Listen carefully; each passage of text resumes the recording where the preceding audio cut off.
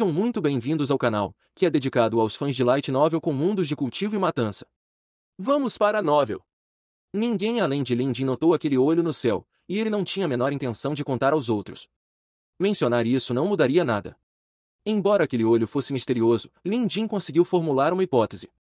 Como o leopardo estava sendo controlado pelos 3 nativos do continente das ervas, quem colocou o selo de escravidão nele deveria estar de alguma forma relacionado a eles. Olhando para o leopardo, Lin Jin refletiu por um momento antes de perguntar sobre a origem da criatura. O leopardo via Lin Jin como um mestre divino e, por isso, sentia apenas respeito por ele. Além disso, Lin Jin havia ajudado a quebrar seu selo de escravidão, então, movido por gratidão, o leopardo responderia a qualquer pergunta que lhe fizessem.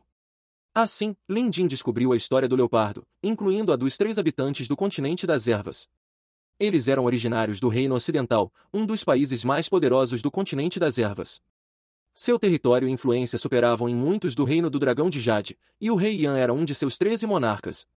A estrutura do Reino Ocidental era completamente diferente da do Reino do Dragão de Jade.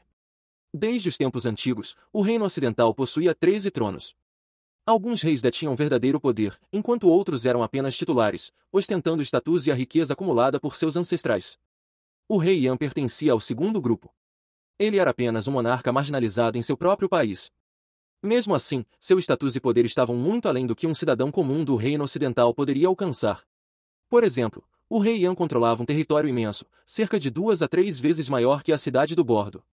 E eles não podiam fazer nada a respeito, pois o Reino Ocidental tinha terras demais e uma população relativamente pequena, além de ser repleto de montanhas. O rei Yan não ousava competir com os outros monarcas, mas era cruel e tirânico com o povo sob seu domínio. Ele era especialmente lascivo. Dos impostos exorbitantes que cobrava, a maior parte era usada para construir seu harém, que já contava com mais de 100 concubinas. Desta vez, ele havia vindo até aqui por causa de Tilly. Tilly. Lin Jin olhou para a bela mulher ocidental que se aproximara antes, deduzindo que ela era tal Tilly. De fato, a maioria dos homens desejava mulheres bonitas. Mas o reino do dragão de Jade ficava a milhares de quilômetros do reino ocidental, e era a primeira vez que Lin Jin via alguém disposto a viajar tão longe apenas por uma mulher. As mulheres do Ocidente eram conhecidas por seu espírito indomável, e Tilly não era exceção. Revoltada com a ideia de ser tratada como um brinquedo no harém do rei Yan, ela decidiu fugir. Graças à sua habilidade, conseguiu escapar. Se fosse qualquer outra pessoa, teria sido capturada antes mesmo de cruzar as fronteiras do Reino Ocidental. Saudações, senhor! Tilly cumprimentou com a etiqueta do Continente Unido, seu rosto transmitindo serenidade. Lin Jin acenou com a cabeça antes de voltar a interrogar o monstro leopardo, Linbon. Linbon era um nome que ele escolhera para si mesmo. O sobrenome Lin vinha do fato de ele ter nascido em uma floresta, enquanto Bon significava leopardo. 60 anos atrás, Linbon encontrara um especialista no Reino Ocidental e fora derrotado em apenas 3 movimentos. Um selo de escravidão foi então colocado nele, e ele foi presenteado ao pai do rei Yan. Desde então, Linbon servia na mansão da família há meio século. Nos últimos 50 anos, ele fora tratado como uma ferramenta, e a intensa sede de sangue e ódio que carregava era resultado desse abuso. Claro, todo esse ódio foi direcionado à família do rei Yan. O caráter cruel do rei Yan significava que ele era duro com os servos e ainda pior com monstros como Linbon. Por 5 décadas, Linbon sofrerá torturas inimagináveis nas mãos do pai e do filho. No entanto, devido ao selo de escravidão, ele não podia revidar. Agora que o selo fora quebrado, além de aliviado, Linbon estava determinado a se vingar. No entanto, como um monstro que cultivava há 100 anos, ele sabia ser sensato. Mesmo que quisesse vingança, não faria nada na frente do Mestre Divino. E pare de me chamar de Mestre Divino. Não sou um imortal. Lin Jin olhou para Linbon. O monstro estava genuinamente grato e ainda ajoelhado, então Lin Jin disse, levante-se. Só então Linbon ousou ficar de pé. Então também o chamarei de Senhor. Como ouvirá Tilly se referir a ele assim, Linbon decidiu imitá-la. Foi então que gritos furiosos ecoaram da floresta. Pela voz, era provavelmente o rei Yan. Após cair do elefante e perder a consciência, sua primeira reação ao acordar foi gritar e xingar o máximo possível. Afinal, um leopardo não muda suas manchas. Os olhos de Linbon ficaram vermelhos ao ouvir a voz. Lin Jin já sabia, pelas palavras do monstro, como o rei Yan o tratara, e também achava aquilo desumano. O que vai, volta. Se Linbon decidisse matar o rei Yan agora, Lin Jin não o impediria. Só se podia dizer que o rei Yan trouxera isso sobre si mesmo. Linbon lutava para se controlar, mas, para a surpresa de todos, foi Tilly quem agiu primeiro. Sem hesitar, ela correu em direção aos gritos. Lin Jin percebeu que, apesar de ser uma mulher, Tilly era tão decisiva, ou mais, quanto qualquer homem. O rei Yan ainda estava imobilizado pela agulha de Lin Jin, completamente indefeso. Antes que percebesse, Tilly já o decapitara com uma lâmina curva. A lâmina era de excelente qualidade, não manchando facilmente. Os movimentos de Tilly eram precisos, e uma sombra de uma besta apareceu atrás dela, parecia um pássaro, talvez uma pega. Não era à toa que ela era tão rápida e ágil. Parecia que o rei Yan cometera tantos pecados que muitos queriam vê-lo morto. Assim que o rei Yan caiu no chão, uma energia carmesim emergiu de seu corpo, condensando-se em uma enorme naja real. Esta era a besta de estimação do rei Yan. Com a morte do hospedeiro, ela se libertou e começou a agir freneticamente. Movendo-se rapidamente, a naja real abriu sua boca fétida para atacar Tilly. Ela era tão veloz que Tilly mal teve tempo de reagir. No entanto, a naja não teve sucesso.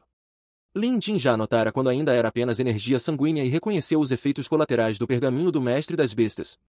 Quando o dono de um contrato de sangue morria ou era gravemente ferido, a besta poderia se separar à força do corpo humano. Se o hospedeiro morresse, não haveria problema, mas se estivesse apenas ferido, a separação forçada seria fatal. Algumas bestas escolhiam proteger seus donos, então, em situações extremas, o hospedeiro poderia se recuperar milagrosamente. Tudo dependia da besta. Lin Jin até ouvirá falar de bestas com habilidades únicas, capazes de recolocar a cabeça decapitada de seu dono. Claro, tais bestas eram raras, e fazer algo assim equivalia a trocar sua própria vida pela do dono.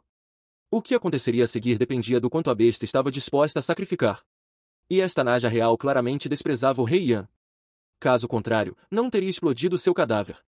Lin Jin ativou imediatamente sua habilidade de deter bestas e, para garantir, abriu a porta do salão da visitação para emprestar seu poder e atordoar a naja rapidamente. Lin Jin já estava acostumado a fazer isso, e funcionava quase sempre. No entanto, essa tática de atordoar uma besta à distância com um simples aceno era algo novo para Zhu Venta e os outros. Todos ficaram boquiabertos. Zhu Venta era um homem experiente, mas hoje percebeu o quanto desconhecia do mundo. Este irmão Lin era incrível, suas habilidades fenomenais. Não era à toa que Sua Majestade lhe dera uma promoção especial. Antes disso, Zhu Venta não entenderá o que havia de tão único em Lin Jin, mas agora tudo ficará claro. Além disso, Lin Jin praticamente salvara sua vida. Embora fosse um homem de estratégias, Zhu Venta sabia ser grato e agora via Lin Jin como um verdadeiro irmão. Tilly percebeu que agira impulsivamente e que acabará de ser salva. Ela voltou correndo, seu rosto pálido. Obrigada, senhor. Você me salvou novamente. Desta vez, Tilly se curvou ainda mais profundamente. Daqui em diante, cada gesto seu seria de sincera gratidão. Ela nunca tinha visto, nem mesmo ouvido falar, de alguém capaz de deter uma naja real de terceiro escalão à distância. A naja real ocidental era uma criatura feroz, e deixá-la viva traria mais malefícios do que benefícios. Lin Jin teve a ideia de testar os feitiços de amuletos de Édito que aprenderá com o velho taoísta Wu Qian. Havia muitas variações de amuletos de Édito, e seus métodos de uso eram extraordinários. Basicamente, eles giravam em torno dos 5 elementos. Entre eles, havia um incrível amuleto da Montanha Divina, usado para subjugar monstros. Lin Jin já havia estudado esse amuleto antes, e agora parecia um bom momento para testar seu poder.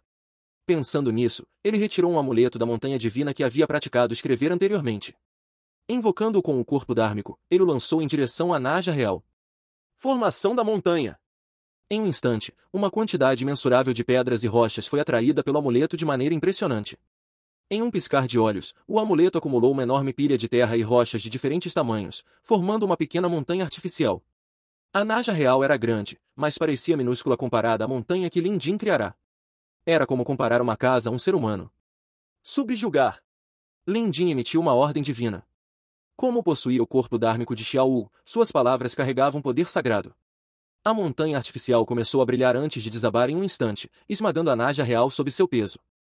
Se fosse uma besta comum, ela teria morrido na hora.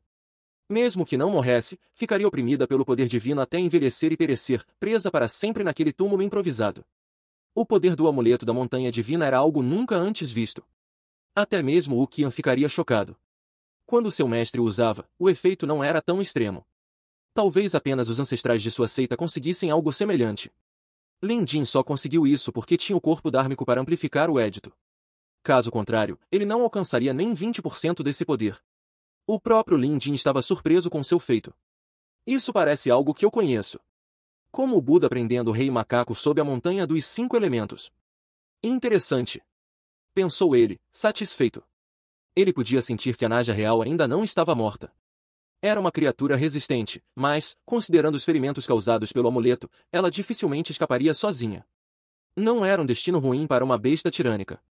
Não muito longe dali, uma pequena montanha havia surgido do nada. Não era muito alta, cerca de 200 metros, nem muito larga. Mas, no mundo atual, quantas pessoas poderiam criar uma montanha no ar? Se até Lin Jin ficou chocado, imagine Zhu Venta e os outros. Neste momento, até mesmo Zhu Venta, que já conhecia bem Lin Jin, ficou em silêncio. Ele já admirava Lin Jin, mas as demonstrações sobrenaturais de hoje quebraram qualquer noção de normalidade que ele tinha. Agora, Zhu Venta entendia por que o imperador considerava Lin Jin uma promoção tão excepcional. Não era apenas para agradá-lo, mas também por medo. Ele viu, com seus próprios olhos, uma montanha se materializando do nada e esmagando a Naja real. Era algo tão inacreditável que sua mente ficou zonza. Uma ideia surgiu em sua cabeça. Isso está além das capacidades de um mortal. E ele disse que não é um mestre divino. Eu acho que é. No entanto, Zhu Venta não ousou dizer isso em voz alta. Ele nem mesmo chamou mais Lin Jin de irmão Lin. Até Tilly, normalmente descontraída, ficou pasma. Seus olhos estavam cheios de temor, ela nunca vira alguém criar uma montanha no céu e usá-la como arma. O local ficou em um silêncio sobrenatural. Todos estavam atordoados, incapazes de processar o que viram. Lin Jin respirou fundo. O amuleto da montanha divina dependia principalmente do édito e do poder do corpo dármico, então ele gastara apenas uma fração de sua energia espiritual. Mas, de repente, o corpo dármico de Xiao Wu em seu braço tremeu, como se uma força invisível o estivesse oprimindo. Um perigo iminente o atingiu. Há um segundo, ele estava encantado com o poder do amuleto. Agora, sentia um perigo avassalador. Imediatamente, ele se sentou, ignorando todos ao redor. Fechando os olhos, ele usou a visão do corpo dármico para observar o mundo e o que viu o fez suar frio. Através dos olhos de Xiao Wu, o chão parecia o abismo do inferno, escuro e com sangue borbulhando. Mas o mais aterrorizante era o céu. Acima, havia camadas e mais camadas de nuvens, cada vez mais claras, até alcançar os céus. No topo, havia um pavilhão com garças voando e um salão magnífico, estendendo-se por milhares de metros no firmamento. De repente, um rugido aterrorizante ecoou do grande salão. Foi apenas um instante, mas Lin Jin sentiu o corpo dármico de Xiao Wu quebrando. Em pânico, ele se esforçou para sustentá-lo. Os fenômenos estranhos que ele testemunhara não deveriam ser vistos ou ouvidos. Essa foi a conclusão de Lin Jin. Naquele momento desesperador, ele não ousou pensar muito, mas suspeitava que essa emergência repentina surgira por ele ter invocado o amuleto da montanha divina para subjugar a Naja real. Ele não entendia os detalhes, mas sua prioridade agora era salvar o corpo dármico de Xiao Wu. Cerrando os dentes, ele usou a força do contrato de sangue para sustentá-lo. Mas, mesmo com seu poder, ele não aguentaria mais de 10 respirações antes de colapsar. Sem escolha, Lin Jin abriu a porta do salão da visitação e usou a energia do museu para resistir. Só assim ele conseguiu se segurar. Os outros não entendiam o que estava acontecendo, mas, diante das demonstrações anteriores de Lin Jin, ninguém ousou perturbá-lo. Eles apenas observavam, em silêncio. Aconteceu algo? Tilly sussurrou, incapaz de conter-se. Ninguém tinha a menor ideia. Ku Venjin segurou o braço de Zhu Venta, preocupada. Experiente, Zhu Venta manteve a calma e acariciou suas costas para tranquilizá-la. Parece que o chefe Lin teve uma epifania. Não o perturbemos. Vamos apenas observar. Embora dissesse isso, ele estava tão ansioso quanto as mulheres. Mas sua preocupação era diferente. Ele se importava apenas com a segurança de Ku Venji. Eles já nutriam afeição um pelo outro há muito tempo, poderiam até ser chamados de amantes. Mas, devido ao status de Ku Venji, nem mesmo Zhu Ventan podia ficar com ela. Afinal, Ku Venji pertencia ao Pavilhão da Graça. E, quando se tratava do Pavilhão da Graça, até o Lorde da cidade Bai Zenkon era apenas um pequeno acionista. Zhu Ventan nunca contou a seu empregador sobre isso. Porque ele sabia que nada mudaria. Zhu Ventan sabia que Bai Zenkon valorizava como administrador da mansão do Lorde da cidade, mas seu chefe nunca ofenderia o poderoso grupo por trás do Pavilhão da Graça apenas para protegê-lo. E, se ele contasse a verdade a Bai Zenkon, Zhu Ventan sabia que sairia em desvantagem. Como um homem experiente, ele não era tão tolo. Mas, embora o incidente parecesse uma crise, havia uma oportunidade escondida ali. Era uma ideia brilhante que acabará de surgir em sua mente. Eles aproveitariam a situação. Usariam o sequestro de Tilly e Ku Venjin para libertar Ku Venji do controle do Pavilhão da Graça. Quando ideias assim surgiam, era quase impossível suprimi-las. Para Zhu Ventan, essa era uma oportunidade única na vida. Ele sabia muito bem que, se perdesse essa chance, nunca mais teria outra para ficar com a mulher que amava. O inimigo nesse incidente era alguém de status elevado. Com a influência do Pavilhão da Graça, eles certamente descobririam que o culpado era o rei Yan do Reino Ocidental. Se o sequestro fosse atribuído a ele, o Pavilhão provavelmente optaria por acobertar o caso, mesmo indignado. Afinal, o Reino Ocidental era uma nação poderosa. Mesmo sendo o mais fraco dos 13 reis, o rei Yan ainda era um monarca de um grande país. O grupo por trás do Pavilhão da Graça tinha grande influência no reino do Dragão de Jade, mas, se o inimigo fosse um estrangeiro, eles provavelmente ficariam intimidados e se calariam. Era a oportunidade perfeita. Se todos acreditassem que Tili e Kuvenji foram sequestradas pelo rei Yan, ninguém investigaria a fundo. Quando isso acontecesse, ele poderia arranjar um esconderijo para Kuvenji. Poderia até renunciar ao cargo de administrador, tirar a armadura e viver uma vida pacífica ao lado dela. Não parecia um final ruim. Financeiramente, Zhu Ventan não era pobre. A riqueza que acumulou ao longo dos anos era suficiente para viver confortavelmente com Kuvenji pelo resto da vida. Inicialmente, ele queria discutir isso com Lin Jin e pedir sua ajuda. Mas agora, Lin Jin estava meditando com uma expressão solene, cercado por uma aura indescritível. Zhu Ventan olhou para ele, sentindo-se apreensivo, não ousou perturbá-lo. Além dele, o monstro leopardo, Lin Ban, também estava ansioso. Sua vingança estava consumada. O rei Yan estava morto, e seu selo de escravidão fora quebrado. Ele planejava agradecer a Lin Jin antes de fugir. Lin Ban queria encontrar um esconderijo até a poeira baixar. Ele ainda temia aquele poderoso indivíduo que o capturara no passado. Mas agora, antes que pudesse falar, o grande mestre imortal entrará em meditação. Assim como Zhu Ventan, Lin Ban não ousava interrompê-lo. Queria ir embora, mas também não tinha coragem. Tudo o que podia fazer era esperar. O clima estava tenso e estranho, ninguém falava. Então, algo ainda mais peculiar aconteceu. Parte das costas de Lin Jin emitia um frio glacial, enquanto a outra parte liberava calor escaldante. As duas energias colidiam, e no auge do conflito, se estenderam por metros antes de desaparecer gradualmente. No instante seguinte, Lin Jin abriu os olhos, franziu a testa e se levantou. Ele não sabia o que havia acontecido. Estava focado em ajudar Xiao Wu a resistir àquela força opressiva. Parecia um evento lendário, uma calamidade. Quando alguém emprega um poder que excede suas próprias capacidades, o céu e a terra tentam negá-lo. Felizmente, Lin Jin conseguiu superá-lo ao usar a aura do museu. Não demorou muito. Através da visão do corpo dármico, as mudanças no céu, os estratos celestiais e aquele salão magnífico desapareceram sem deixar rastro. Até o rugido aterrorizante da besta se calou. Lin Jin sabia que ele mesmo provocara aquela calamidade, mas agora as coisas estavam resolvidas. Foi por pouco. Na verdade, ele considerava esse incidente o maior perigo que já enfrentará, pior do que lutar contra monstros ou lidar com o velho dragão. O menor erro teria significado que Xiao Wu e ele seriam dilacerados pela força divina, pelos céus estratificados e pela besta rugidora. Felizmente, eles sobreviveram. Xiao Wu gastara energia demais. Como seu corpo dármico quase fora destruído, ele entrou em um sono profundo para se recuperar. Lin Jin também estava exausto, mas agora não era hora de descansar. Abrindo os olhos, ele olhou ao redor e viu Zhu Ventan e os outros. Pela reação deles, percebeu que as mudanças aterrorizantes, os céus estratificados e a besta rugidora só foram vistos por ele e Xiao Wu. Os outros estavam alheios a tudo. Isso confirmou sua suspeita, o amuleto da montanha divina fora a causa do incidente. Parece que não posso usar esse édito imprudentemente de novo.